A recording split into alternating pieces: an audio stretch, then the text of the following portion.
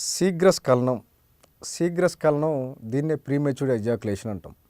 యాక్చువల్గా ఎక్కువ మంది మనం ఒక 3 మెంబర్స్ తీసుకుంటే 3 మెంబర్స్లో ప్రతి ముగ్గురులో ఒకరికి ఈ సమస్య ఉంది, శీఘ్రస్ఖలనం. ఈ శీఘ్రస్ఖలనం అవ్వటానికి గల కారణాలు కనుక మనం ఎనాలిసిస్ చేస్తే యాక్చువల్గా ఒక వ్యక్తి ఎప్పుడైనా మాస్టర్బేట్ చేసేటప్పుడు తను ఎవరైనా చూస్తారేమో అనే ఒక భయంతో అప్పుడు వాళ్ళు స్పీడ్గా త్వరగా ఎగ్జాక్యులేట్ అవ్వాలని వాళ్ళు వీర్యాన్ని బయటికి తీయడం కోసం స్పీడ్గా మాస్టర్బేట్ చేయటం వల్ల అప్పుడు త్వరగా వీర్యం బయటకు వచ్చేస్తుంది.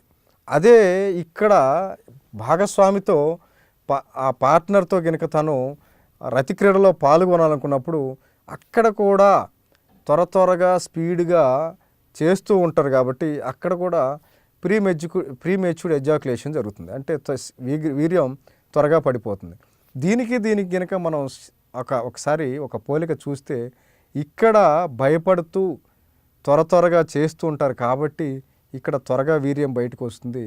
అలాగే ఇక్కడ చాలా కూల్గా నెక్స్ట్ పార్ట్నర్తో రతిక్రీడలో పాల్గొన్నప్పుడు చాలా కూల్గా నిదానంగా స్లోగా చేస్తే అప్పుడు ఆ వీర్యం శీఘ్రస్ఖలనం అవ్వకుండా ఉంటుంది.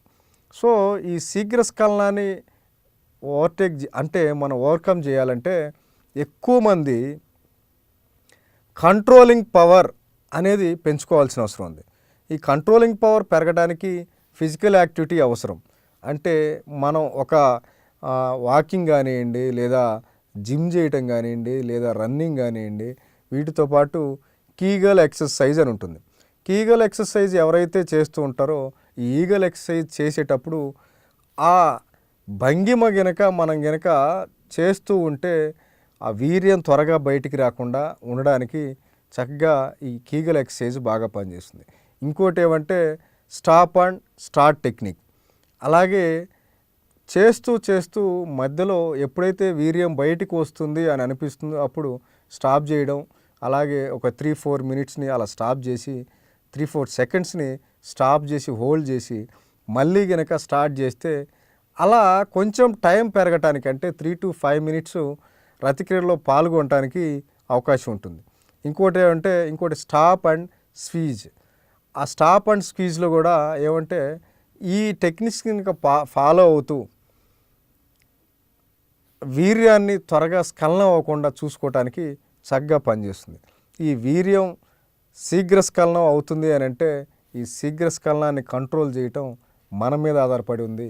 ఇది ఎవరైతే యాంగ్జైటీ ఎక్సైట్మెంట్ ఎక్కువగా ఉంటుందో ఈ యాంగ్జైటీ ఎక్సైట్మెంట్తో త్వరగా శీఘ్రస్ఖలనం అయ్యే అవకాశాలు ఉన్నాయి. కాబట్టి ఈ కంట్రోలింగ్ పవర్ పెంచుకోవటం చాలా అవసరం.